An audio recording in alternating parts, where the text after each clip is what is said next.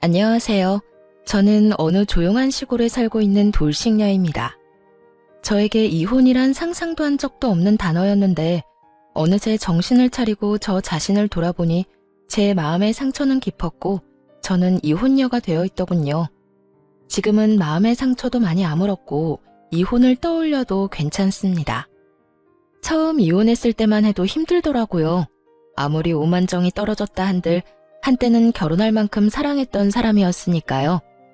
제가 왜 사랑했던 사람과 이혼까지 하게 됐는지 저의 기가 막히는 사연 들어보실래요? 저와 남편은 동호회에서 만난 사이였어요. 언제나 하하호호 잘 웃고 좋은 사람이었던 남편의 주위엔 사람이 항상 많았고 그에 비해 내성적인 저는 그저 참석에 의미를 둔 모임이었어요. 그러던 어느 날 남편이 저에게 말을 걸어오더라고요.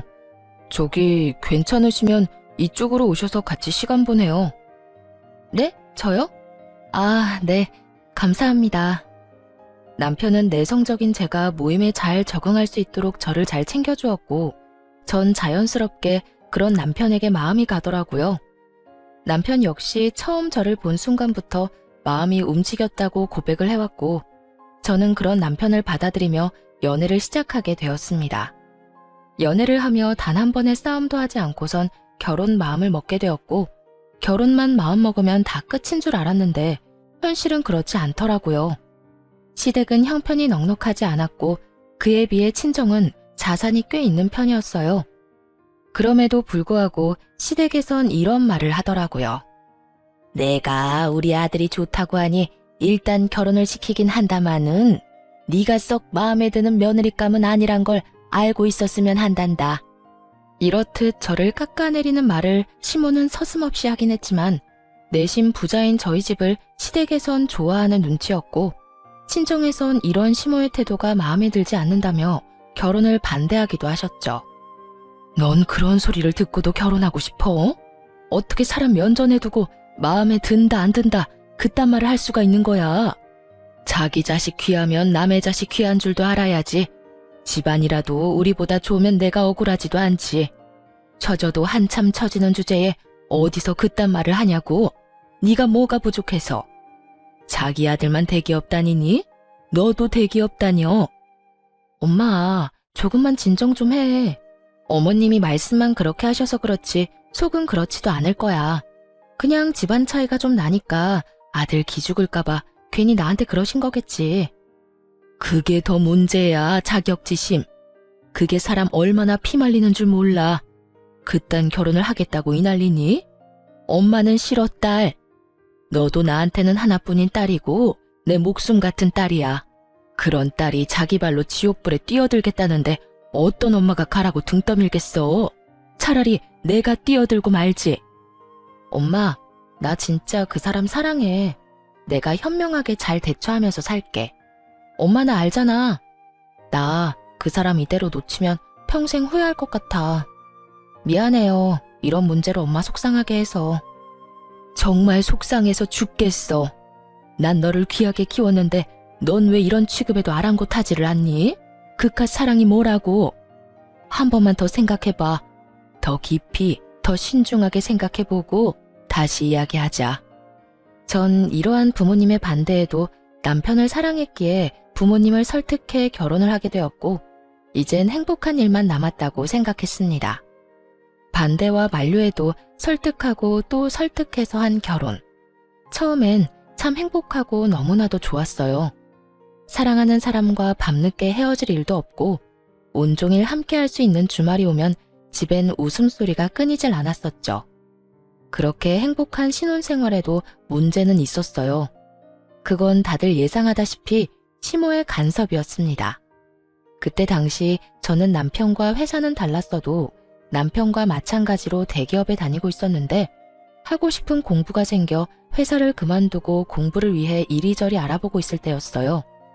결혼을 하고 난 후에 시작한 공부라고 해도 남편의 도움을 받은 것도 아니었고 그간 제가 모은 돈과 시집 올 때 친정에서 받은 돈이 꽤 있던 터라 생활에 무리가 될 상황도 전혀 아니었습니다.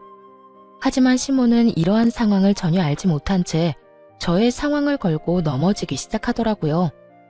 난 도대체 네가 이해가 안 된다. 그 좋은 회사 그만두고 갑자기 공부를 하니? 그것도 결혼까지 한 애가 말이야. 너흰 미래 준비 같은 건 안 하니? 한 푼이라도 더 벌 수 있을 때 더 벌어야 나중에 아기 낳고 하면 여유롭게 생활할 거 아니야. 어머님, 미래 생각해서 공부하려고 하는 거예요. 제가 회사 그만두고 공부한다고 해서 저희 집 무너지는 것도 아니고 생활이 불가능한 것도 아니에요. 그러니까 그 공부를 하필 내 아들하고 결혼하고 난 후에 하냐고. 내 아들 혼자 벌어 생활비부터 시작해서 네 뒷바라지까지 하면 얼마나 힘들겠니? 왜 내 아들이 힘들게 번 돈으로 네 뒷바라지까지 해야 하냐니 말이다. 지금 하는 공부도 그이가 벌어다 주는 돈으로 하는 것도 아니고요. 제가 공부하려고 따로 모아뒀던 돈으로 시작하는 거예요. 그리고 제가 일을 쉬고 공부를 시작했다고 한들 그이가 집에 생활비를 더 많이 주는 것도 아니고 평소대로 저하고 그이 반반씩 내서 생활하고 있기도 하고요. 뭘 걱정하시는지 충분히 아는데 그런 걱정은 안 하셔도 돼요. 걱정이 되는데 어떻게 걱정을 안 하니? 뭘 하려고 모아뒀던 돈이었든 빚을 낸 돈이든 난 관심 없고 그런 돈이 있었으면 가정의 보탬이 될 생각을 하던가. 이때껏 네 남편 힘들게 키워준 이 시어머니한테 용돈 줄 생각을 해야지. 그걸 홀라당 공부나 한다고 쓴다고 하니 내가 참 기가 다 막혀 숨을 쉴 수가 없다. 여러분은 이해가 되나요? 결혼을 하면 여자는 자신의 미래와 행복을 위해 투자를 하면 안 되는 건가요? 심지어 그 투자가 사치도 아닌 공부인데요. 거기에다 공부를 하고자 처녀 때부터 모아두었던 돈을 왜 제가 남편을 키워준 시댁에 줘야 하나요? 그건 엄연히 제가 목적을 가지고 모았던 돈인데요. 전 시모의 말이 도무지 이해가 되지 않았고 그쯤 되니 집안 차이의 문제가 아닌 시모가 가진 이상한 가치관이 문제라는 생각이 들더군요. 숨을 쉴 수가 없다며 호통을 치던 시모는 크게 한숨 한 번을 쉬더니 전형적인 막장 시모의 대사를 읊어대고선 전화를 신경질적이게 끊어버리더라고요. 요즘 애들이 그런 거니? 아니면 너만 그런 거니? 어떻게 한 가정을 이룬 애가 어쩌면 그렇게 네 생각만 하니? 너 같은 애 데리고 사는 내 아들이 불쌍하다 불쌍해. 하여튼 생활비에서 네 공부하는 돈 빼쓰는 거 아니라고 하니 그냥 넘어가는데 혹여나 네 공부한다고 내 아들 힘들게 했다간 내가 네 친정에 전화해서 생활비 받아낼 테니 그런 줄 알아. 이게 결혼하고 2달도 되지 않았을 때 있었던 일입니다. 다른 것도 아닌 제가 제 돈으로 공부를 하겠다는데 그것도 결혼한 지 2달도 되지 않았을 때 이런 말을 듣게 되니 무언가 이건 아니다라는 생각이 강하게 들더라고요. 이런 이상한 가치관과 이상한 성격의 시모라면 앞으로 내가 존경하며 살 수는 없겠다라는 생각도 들었고요. 전 이런 시모의 말에 대해 남편은 어떻게 생각하는지 궁금했고 그날 저녁 남편에게 시모가 한 말을 전하면서 묻게 되었어요. 어머님이 그러시던데 당신은 어떻게 생각해? 당신도 내가 이기적이라고 생각해? 뭐? 엄마가 그랬다고? 엄마는 도대체 왜 그러는지 몰라. 내 생각을 물을 필요가 뭐 있어? 응? 그게 무슨 말이야? 잘 생각해봐. 내가 당신이 이기적이라고 생각했으면 애초에 당신이 공부 이야기 꺼냈을 때 말렸겠지. 내가 당신이 처음 그 이야기 꺼내면서 내 생각 물을 때도 말했지. 사실 당신이 회사 그만두는 거 아깝지 않은 건 아니라고. 워낙 좋은 회사이기도 하고 그만큼 당신이 그 회사에 들어가기 위해 얼마나 노력했을지 다 아니 그 시간들이 아깝다고. 지금도 마찬가지야. 당신이 노력한 시간들이 아무 의미가 없어질까봐 아깝다고 한 것뿐이지 당신이 새로운 도전을 하겠다는 것을 이기적으로 생각한 적? 맹세하건대 단 한 번도 없어. 역시 당신은 나랑 생각하는 게 비슷할 거라 생각했어. 그렇게 말해줘서 고마워. 사실 나 조금 혼란스럽기도 했거든. 고맙긴 당연한 거야. 당신이 이상한 짓을 하는 것도 아니고 공부한다는데 응원은 못 해줄 망정 그걸 말리는 사람이 이상한 거지. 그러니까 당신은 엄마 말 무시하고 당신 하고 싶은 거 다 해봐. 남편은 시모와는 다른 사람이었고 생각하는 가치관 역시 저와 비슷하다는 생각이 들었어요. 돌이켜보면 다 저만의 착각이었지만요. 그 후로도 시모에게서 연락이 올 때마다 갖은 구박들을 하려고 시동을 거는 듯 했지만 저는 그런 시모에게 맞서 갖은 변명들을 대며 전화를 그냥 끊어버렸죠. 어쩌다가 시댁이라도 가는 날엔 남편이 시모의 말을 끊어버려 무사히 상황을 넘긴 적도 많았고요.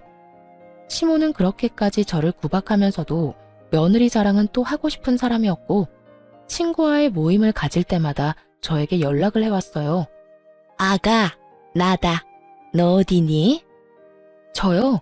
저 지금 집인데 무슨 일 있으세요? 일은 무슨?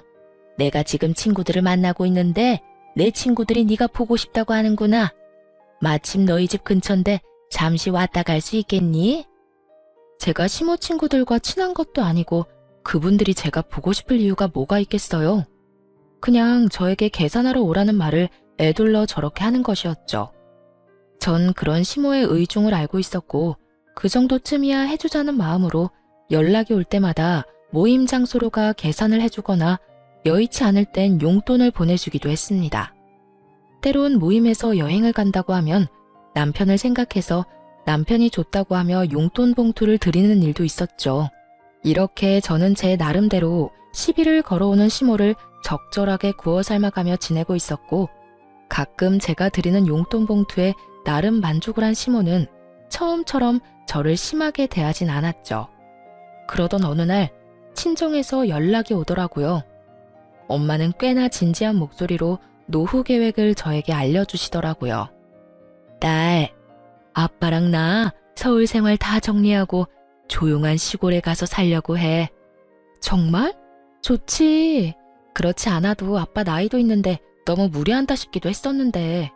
그래서 언제 가게? 서울에서 많이 먼 곳으로 갈 거야? 아니, 많이 멀진 않고 그냥 조용한 곳으로 가려고. 조만간 가게 될 거야. 정리가 다 되는 대로 가려고. 그래서 하는 말인데 정리하는 대로 우리 노후 자금 빼곤 너한테 미리 네 몫은 다 주려고 하는데 괜찮지? 아, 괜찮겠지. 우리가 네 돈 뺏는다는 것도 아니고 준다는데 너가 안 괜찮을 리가 있겠어? 놀랐어요. 갑자기 재산을 준다니까 놀라울 수밖에요. 아, 잠깐만. 무슨 재산을 1, 2만 원 용돈 준다는 듯이 간단하게 넘겨주는 거야. 난 아직 마음의 준비가 되지 않았다고. 돈 받는데 무슨 마음의 준비? 남들은 못 받아서 안달이라는데 넌 무슨 애가 이리도 욕심이 없어? 욕심이 없는 게 아니라 상황이 그렇잖아. 아빠나 엄마는 아직 정정한데 재산 정리를 왜 벌써 해?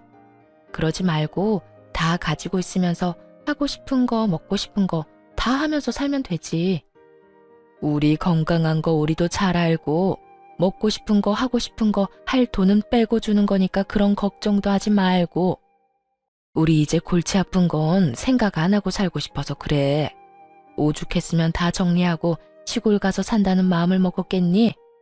돈 가지고 있으면 또 투자하고 싶고 투자하다 보면 사업하고 싶고 그렇게 되면 네 아빠가 시골까지 가서 가만히 쉬고 있겠니? 그러니까 네 아빠 쉬게 만드는 길이다 생각하고 받아. 노후엔 나도 네 아빠랑 오붓하게 조용하게 좀 살아보자, 딸. 이렇게까지 말씀하시는데 어쩔 도리가 없더라고요. 사실 돈을 달라는 것도 아니고 준다는데 싫은 것도 아니었고요. 결국 전 부모님의 뜻에 따르기로 했고 부모님은 빠르게 자산들을 정리하기 시작하셨어요. 재산이 좀 된다는 건 알고 있었지만 부모님이 마음먹고 정리를 시작하니 동산, 부동산, 현금 자산까지 80억 가까이 되더라고요. 부모님은 먼저 말씀하신 대로 노후 자금과 혹시 모를 상황에 대비한 건물 한 채만 빼곤 거의 저에게 물려주시게 되었습니다. 이러한 과정에서 남편도 자산 규모와 함께 그 큰 금액이 저에게 들어온다는 사실을 알게 되었고 저보다 더 들떠한다 싶더니 점점 변해가기 시작하더라고요. 아무래도 들뜬 남편의 행동이 위험하다 싶었는데 결국 남편은 사고를 치고야 말았습니다.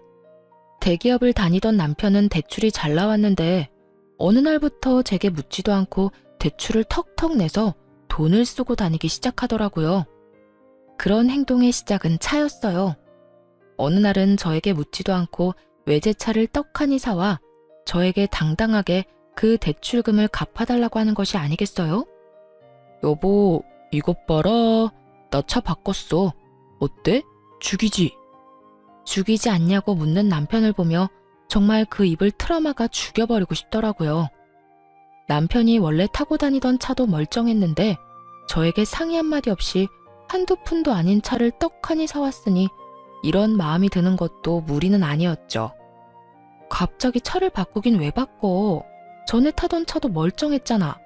아니, 무슨 돈으로 바꾼 거야? 당신한테 이렇게 큰 돈이 어디 있다고? 나한텐 없어도 당신한테 있잖아. 일단 대출 내서 샀지. 그러니까 당신이 좀 갚아줘. 나 이 차 사는 게 내 꿈이었단 말이야. 내 소원 들어준다 치고, 응? 응? 당신이 안 갚아주면 나 월급 통으로 대출금 갚아야 해. 도와줄 거지? 갚아줄 거지.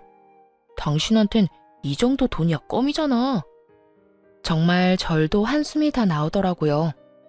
정말 내가 알던 남편이 맞는 것인지, 내가 사랑했던 남자가 이렇게 철이 없던 남자가 맞는 것인지, 오만 가지 생각이 스치며 한숨이 끊이지 않고 나오더라고요. 그 돈이 어떤 돈인데 그걸 이딴 식으로 쓰라고? 당신 제정신이야? 꼭 필요한 것도 아니고 사치나 부리라고 우리 부모님께서 돈 준 줄 아냐고. 애도 아니고 한두 푼짜리도 아닌 차를 충동적으로 사면 어쩌겠다는 거야? 생각이 있어 없어? 내가 오죽 갖고 싶었으면 이렇게까지 했겠어? 그러지 말고 자기야, 한 번만, 딱 한 번만 도와줘. 앞으로 이런 일 절대로 없도록 할게. 응? 아, 이번이 처음이자 마지막이야. 한 번만 더 이딴 식으로 행동했다간 정말 국물도 없어. 응, 물론이지. 여보 사랑해. 생각 같아선 차고 남편이고 확 반품을 해버리고 싶은 심정이야 굴뚝 같았지만 그때까진 이혼 생각이 전혀 없었기에 다신 이런 일 벌이지 말란 경고만 하고 대출금을 갚아주게 되었습니다. 지금 생각하면 제가 참 한심하지만 그땐 돈보단 남편이 더 중요하다는 생각이 컸던 것 같아요. 미련스럽게도 말이죠. 마지막이라고 했던 남편은 점점 씀씀이가 해퍼진다 싶더니 어느 순간부턴 생활비마저 주지 않더라고요. 여보, 이번 달 생활비 또 안 들어왔더라? 왜 나한테 생활비 안 줘? 요즘 힘들어? 당신 재산이 얼만데 고작 월급쟁이 월급을 달라고 그러냐? 혹시 이런 거 아시나요? 할 말은 수도 없이 많은데 말문이 턱하니 막혀버리는 상황. 남편은 한결같이 월급쟁이 월급이라는 대답을 하며 저를 쪼잔한 사람으로 몰아갔고 저는 그런 남편을 보며 할 말은 많았지만 말문이 막혀 말이 나오지 않더라고요. 거기에다 싸우고 싶지 않은 마음도 컸던 터라 굳이 입을 떼지도 않았고요. 하지만 그런 날이 많아지면 많아질수록 저는 점점 더 지쳐만 갔고 남편의 변화가 더는 제 선에서 감당할 수 없다는 생각이 들기 시작하던 어느 날이었어요. 몸도 마음도 많이 지쳐 집에서 쉬고 있는데 시모에게서 전화가 오더라고요. 아가, 다음 주 토요일에 너도 올 거지? 우리 이사하는 날 말이야. 네, 어머님? 이사하세요? 저는 정말 몰랐던 사실이라 깜짝 놀라며 되물었고 저의 물음에 시모는 더 의아하다는 듯 저를 충격에 빠뜨리는 말들을 하기 시작했어요. 다 알면서 왜 모른 척이야? 네가 가지고 있는 반포 아파트, 거기 우리가 들어가서 살기로 했잖니? 네 남편이 계약 기간 다 끝났으니까 들어가서 살라고 했잖아. 너도 허락했다고 하던데 혹시 잊고 있었니? 넌 젊은 애가 어디 정신을 빼놓고 살길래 그런 걸 잊어. 하여튼 네 시누이 좋아서 입이 귀에 걸렸다. 그렇지 않아도 아파트 노래를 부르더니 드디어 주택에서 벗어나 아파트에서 산다고 말이다. 하여튼 토요일에 올 거지? 와서 정리 좀 도와. 포장이사라고 해도 그 사람들이 뭐 제대로나 하겠니? 이게 무슨 소리인가 싶더라고요. 제가 투자 목적으로 사뒀던 아파트에 시모가 들어가서 산다뇨. 심지어 저는 세입자가 나가기로 한 것조차 모르고 있었는데 이게 다 무슨 소리인가 싶어 남편에게 전화를 걸었습니다. 이게 다 무슨 소리야? 어머님이 왜 반포 아파트로 이사를 가? 그거 이야기한다는 걸 깜빡했네. 몇 달 전에 당신 씻고 있을 때 당신 휴대전화로 세입자한테서 전화가 왔더라고. 연장하고 싶은데 어떻게 생각하시냐고. 그 순간 우리 식구들이 생각나지 뭐야? 엄마도 그렇고 여동생도 그렇고 아파트 사는 게 꿈이라고 했거든. 그래서 연장은 힘들 거라고 하고 식구들한테 그 집 들어가서 살라고 했어. 그러니까 당신도 그렇게 알고 돌려줄 보증금 준비해놔. 알겠지? 그러면 나 바빠서 끊어. 아참, 나 오늘 늦어. 기다리지 말고 자. 여기까지도 화가 나서 어찌할 바를 모르겠는데 그 뒤로 들려오는 소리는 저의 화를 폭발시키고야 말았습니다. 오빠 그렇게 잘 살아? 반포 아파트라는 것 같던데. 거기 엄청 비싸지 않아? 월세만 해도 장난 아닐 텐데. 그런 집을 부모님 살게 해드리는 거야? 뭐 얼마 안 해. 그거 말고도 더 있기도 하고 그깟 월세 받으면 얼마나 받는다고.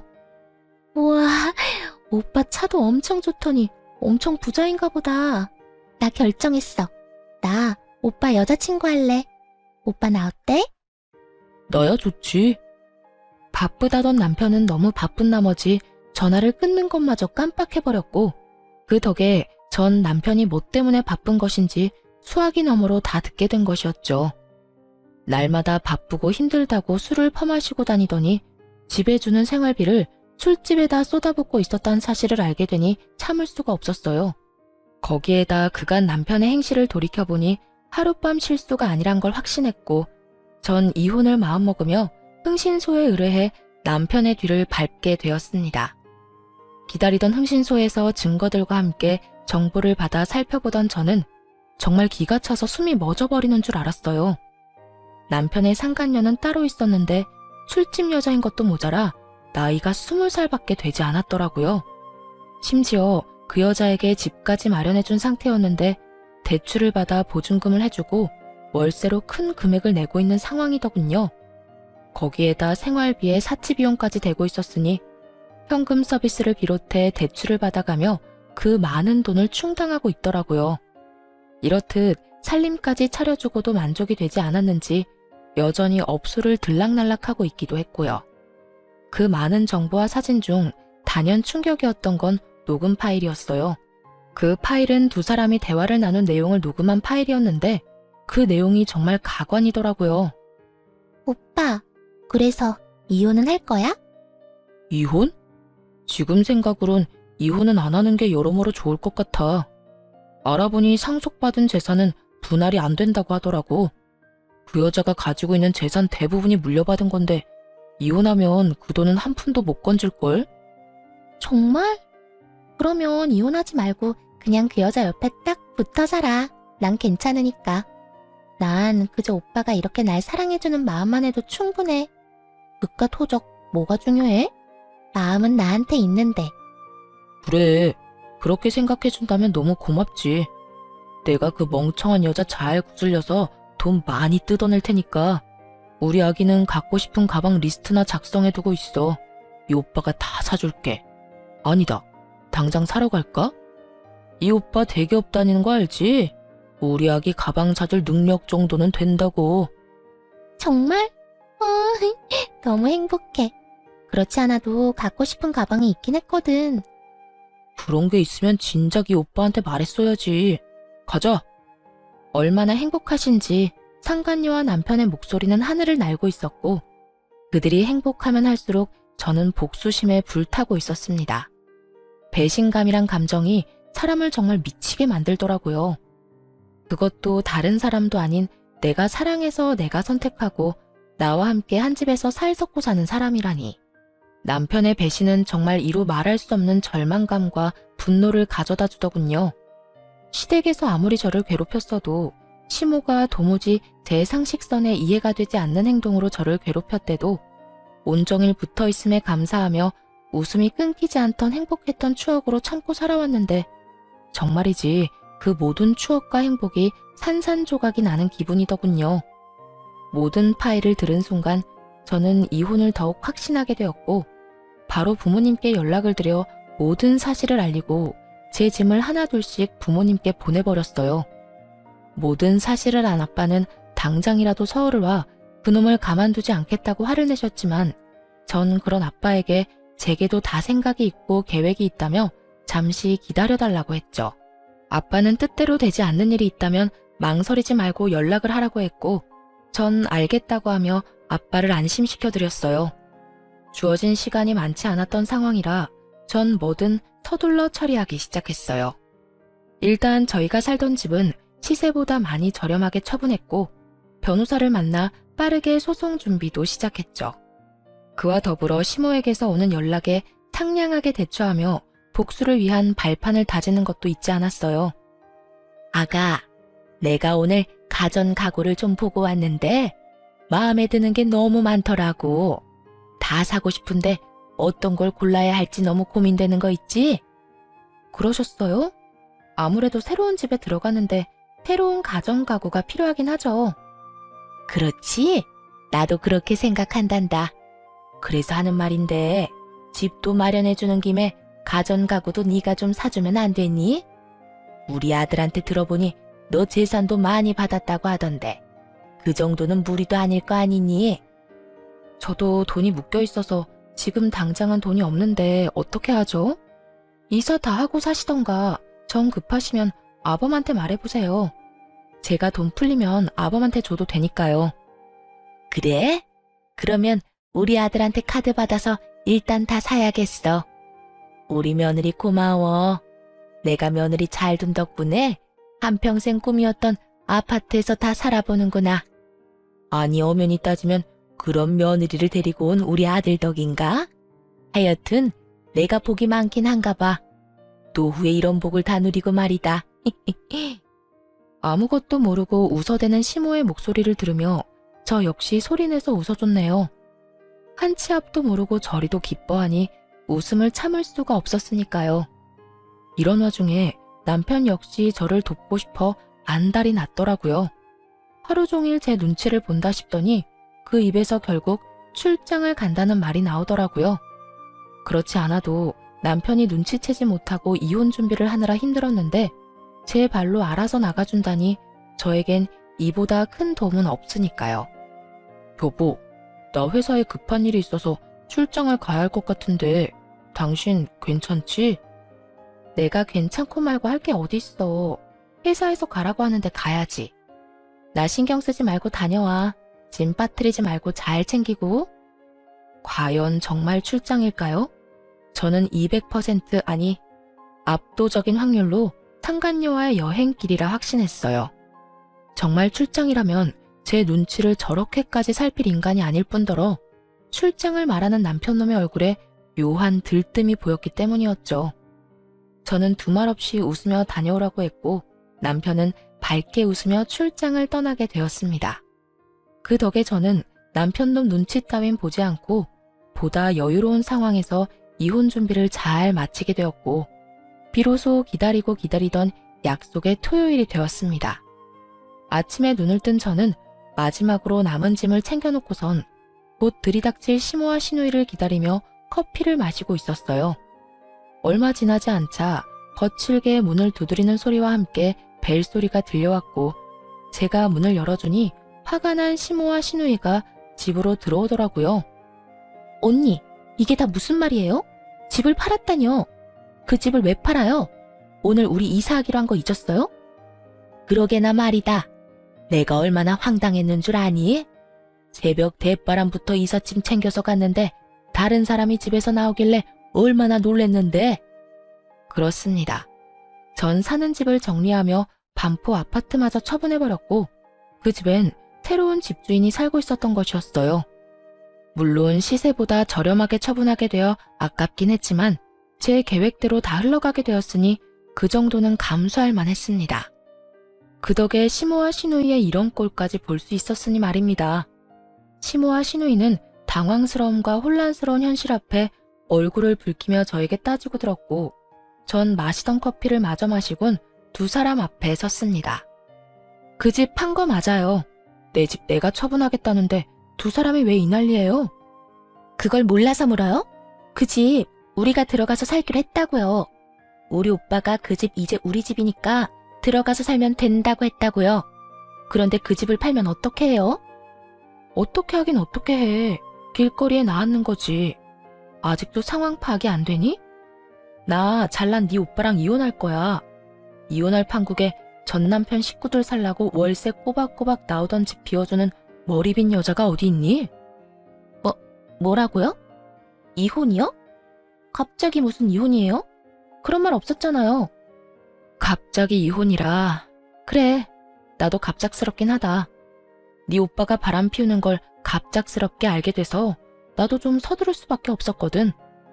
시모와 시누이에게 청천벽력과도 같은 말이었겠죠.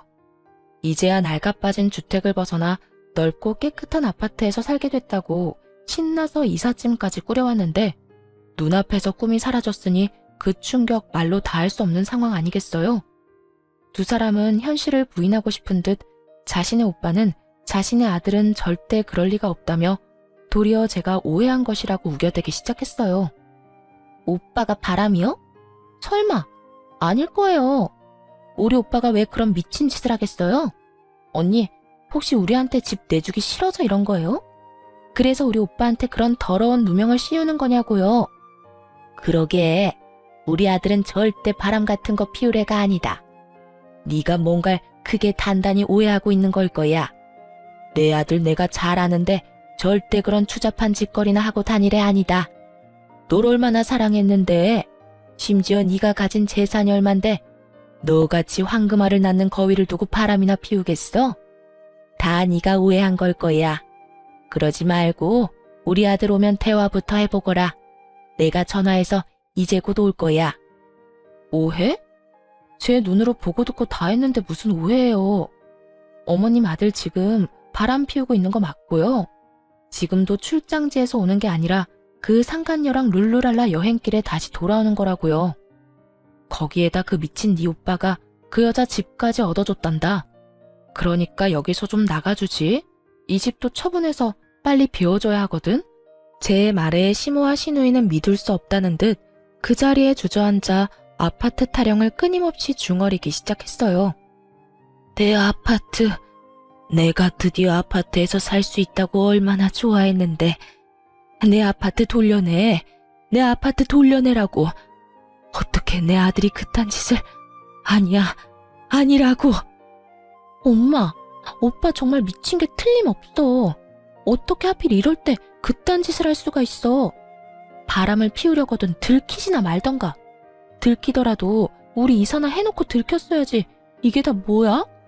친구들한테 반포 아파트 입성했다고 다 자랑했는데 내 아파트 어떻게 하냐고. 망연자실해서 이상한 말을 중얼거리는 시모와 시누이를 보는데 정신병원에 전화라도 해야 하나 싶더군요. 제 눈에는 두 사람이 미쳐버린 것 같았거든요. 그렇게 한참을 미쳐버린 두 사람을 지켜보는데 남편이 허겁지겁 현관문을 열고 들어오더라고요. 이게 다 무슨 일이야? 반포 아파트가 팔렸다니, 다른 사람이 살고 있다니 이게 다 무슨 말이야? 엄마가 한 말이 다 사실이야? 갑자기 왜 아파트를 팔아? 내가 그 집 우리 가족들 살 거라고 했잖아. 어떻게 그런 짓을 나하고 상의 한마디 안 하고 저지를 수가 있어? 이제 우리 가족은 어떻게 하라고?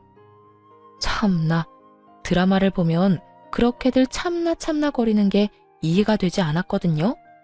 그런데 자기 한 짓은 생각도 하지 않고 무조건적으로 저를 몰아세우는 남편놈을 보는데 정말 반사적으로 이 말이 튀어나오더라고요.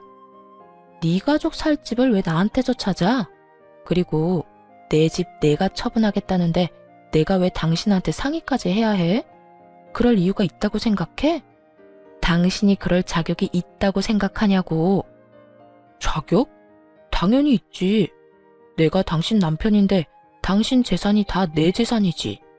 부부 사이에 섭섭하게 네 재산 내 재산 성 갈라 관리할 거야? 당신 그런 식으로 나오면 나 엄청나게 섭섭하다고. 하여튼 반포 아파트는 이미 팔아버렸고 앞으로 어떻게 할 거야? 우리 가족들 어떻게 할 거냐고. 당장 집도 다 정리해버려서 오갈 데도 없다고. 아, 혹시 우리 집에 모시려고 그래? 그렇구나. 하긴 우리 두 사람 살기엔 넓긴 하지. 남편 역시 제정신이 아닌 듯 저는 그 어떠한 말마디를 하지 않았는데 스스로 희망 고문을 하기 시작하더라고요. 그런 남편 놈을 지켜보는 재미도 없지 않아 있었지만 이제 그만 마무리를 해야 할 때가 되었다고 생각했어요. 전 시모와 시누이가 지낼 방을 열심히 고민하는 남편 놈을 향해 손바닥을 보이며 멈추라는 제스처를 취한 후 이혼을 통보했습니다. 당신은 분위기 파악을 못해? 내가 이 집에서 당신 가족들이랑 살 거라고 했으면 당신 엄마랑 당신 동생이 저러고 앉아서 세상 잃은 표정을 하고 있겠어? 제 말에 남편은 그제야 시모와 시누이가 보이는 듯 두 사람의 안색을 살피기 시작하더라고요. 그리곤 이내 조금의 파악이 된 듯 흔들리는 눈빛으로 저를 바라보더군요. 전 그런 남편을 보고 이렇게 말했어요. 그래, 맞아. 지금 당신 머릿속을 스치는 그 설마 하는 최악의 상황. 나 다 알았어. 다 알아버렸어. 그러니까 이혼하자. 저는 드디어 이혼을 통보했고 남편은 모든 상황을 받아들일 수 없다는 듯 저에게 개거품을 물고 대묻기 시작하더라고요. 이혼? 이혼이라니 그게 무슨 말이야? 아니, 알긴 뭘 알았다는 거야. 당신이 알아버린 게 도대체 뭐냐고. 뭐긴 뭐겠어? 당신이 20살 술집 여자랑 살림 차린 거? 그것도 모자라 여전히 그 더러운 업소를 여전히 제 집 안방처럼 오가는 거 정도겠지. 아, 그것도 알고 있어.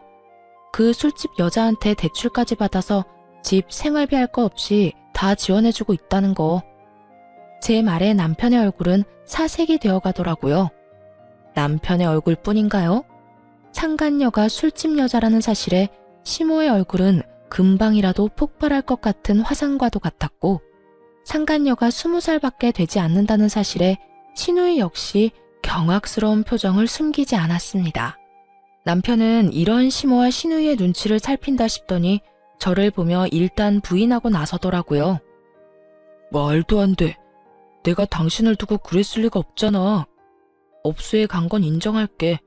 그런데 그것도 자주 가지도 않았고 그저 접대 목적으로 몇 번 갔던 것뿐이야. 가서도 딱 술만 마시고 왔어. 정말이야. 나 알잖아 여보. 내가 얼마나 당신만을 사랑하는데. 내가 당신 같은 여자를 두고 미쳤다고 그딴 짓을 했겠어? 저는 그 순간 흥신소에서 받은 녹음 파일을 틀어버렸고 남편과 상간녀의 목소리가 온 거실 안을 가득 채워나갔습니다. 두 사람의 대화가 이어지는 동안에 시모와 시누이의 한탄스러운 탄성이 끊이지 않았고 대화가 끝이 나자 남편은 금방이라도 울 것 같은 얼굴로 저를 보더라고요. 여보, 이게 다 어떻게 된 거냐면 내가 다 설명할 수 있어. 조금만 내 생각이 정리될 때까지 기다려줘. 내가 지금 너무 많이 놀라서 말이 생각이 안 나서 그래. 무어라 할 말이 없었겠죠. 이렇게 빼도 박도 못하는 상황에 무슨 할 말이 있겠어요? 남편의 머리 굴리는 소리가 온 거실을 채우는 듯 했고 전 그런 남편을 비웃어주며 말을 했어요. 얼마나 다행스럽던지. 내가 혹여나 당신한테 내가 가진 돈이라도 줬더라면 그년 집, 생활비, 심지어 가방까지 그 모든 걸 내 돈으로 해결했을 거 아니야? 대충 내가 알아본 것만 해도 대출금이 어마어마하던데 도대체 어떻게 해결하려고 겁도 없이 대출을 그렇게나 받았대? 아무리 대기업이 좋다지만 그 정도까지 감당할 능력이 된다고 생각해? 너 이제 끝이야. 퇴직금 탈탈 털어넣어도 대출금 상환은커녕 내 위자료도 못 줄 거라고. 현실적인 액수들이 제 입에서 쏟아져 나오고 남편은 그제야 자신이 무슨 짓거리까지 하고 있었는지 깨달은 듯 자리에 무릎을 꿇고 앉더라고요. 맥이 다 풀려버린 듯 그대로 무너진 남편 놈은 자기 머리를 잡아 뜯더니 아주 생각나는 대로 짓거리더군요. 여보, 제발 한 번만 용서해줘. 내가 정말 미쳤었나 봐. 내가 없이 살다가 갑자기 그렇게 큰 돈이 당신한테 생겼다고 하니까 그 돈이 마치 내 돈처럼 느껴지면서 정신이 나갔었어. 내가 당신한테 그러면 안 되는 건데. 그 순간에는 내가 그런 사리분별을 할 정신조차도 없었다고. 그러니까 나 한 번만 용서해주면 안 될까? 우리 집엔 아무것도 안 해줘도 돼. 그냥 나 하나만 좀 용서해줘. 나 당신 없이 못 사는 거 알잖아. 당신도 나 사랑하잖아. 아니, 사랑했잖아. 우리 행복했던 순간도 많았잖아. 그러니까 그 추억 떠올리면서 나 한 번만 더 받아줘, 응? 행복했던 순간이라고 하더라고요. 그 행복했던 순간을 산산조각 내 두 번 다시 떠올리게 만들고 싶지도 않게 만든 사람이 누군데 감히 제 앞에서 그 순간을 들먹거리다니.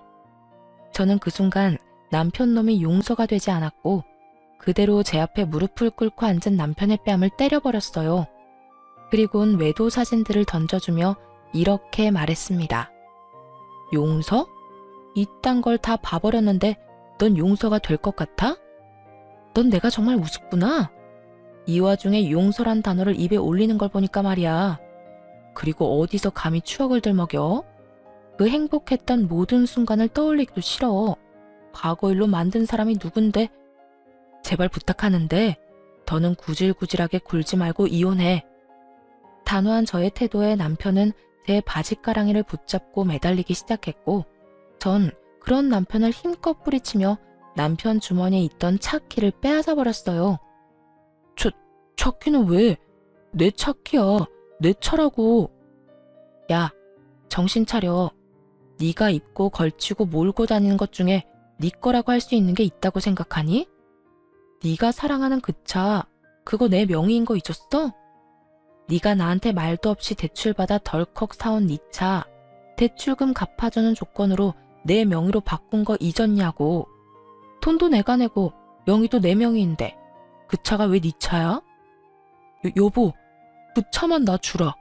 그 차만 나 주면 내가 조용히 군말 없이 이혼해 줄게. 당신도 내가 끈질기게 굴면 귀찮을 거 아니야. 그러니까 그 차만 나 줘. 그러면 내가 지금 당장이라도 도장 찍고 당장 이혼할게. 응? 아니, 그냥 끈질기게 굴어. 난 전혀 귀찮지 않아. 난 차고 넘치는 돈으로 능력 있는 변호사 선임할 거고 그 변호사분들이 알아서 다 해주실 건데 내가 뭐가 귀찮겠니? 그러니까 너도 없는 살림에 변호사 선임 잘해서 소송 잘 해내. 기대할 테니까. 저는 그대로 집을 나와버렸습니다. 그 후 진행된 이혼은 결혼과는 달리 순조롭게 진행되었어요. 워낙 증거가 확실했던 터라 이혼은 당연했고 그만큼 위자료도 받을 수 있었죠. 상간녀 소송 역시 저의 승소로 끝이 나며 상간녀에게도 위자료를 받을 수 있었습니다. 이혼을 한 후 빚쟁이 거지가 되어버린 전 남편에게서 더는 벗겨먹을 것이 없었던 상간녀는 그간 전 남편이 사주었던 모든 것을 챙겨 도망가 버렸고 폐인이 된 전 남편은 그나마 자랑거리였던 대기업 회사마저 잘렸다고 하더군요. 그간 저를 믿고 회사 생활을 속된 말로 개판이라 했던 터라 이혼 이야기가 오가기 전에 이미 권고사직을 받은 상태였단 걸 알 수 있었죠. 오갈 데가 없어진 시댁 식구들은 어떻게 됐냐고요? 뻔하지 않나요? 사실 이전 시댁 식구들이 살던 집은 작은 보증금의 월세를 주고 살던 주택이었는데 일이 그렇게 된 후 마땅히 오갈 데가 없어 급하게 다 쓰러져가는 낡은 주택에 세를 주고 옹기종기 모여 살고 있다는 이야기를 들을 수 있었어요. 아주 만약에 남편이 외도만 저지르지 않았다면 전 아마 어느 기점에 시댁에 지원을 해주었을 겁니다. 그만큼 남편을 사랑했고 미우나 고우나 사랑하는 남편의 가족이기에 그 가족이 보다 편안한 환경에서 누릴 수 있는 만큼 누리며 살았으면 하는 마음도 있었으니까요.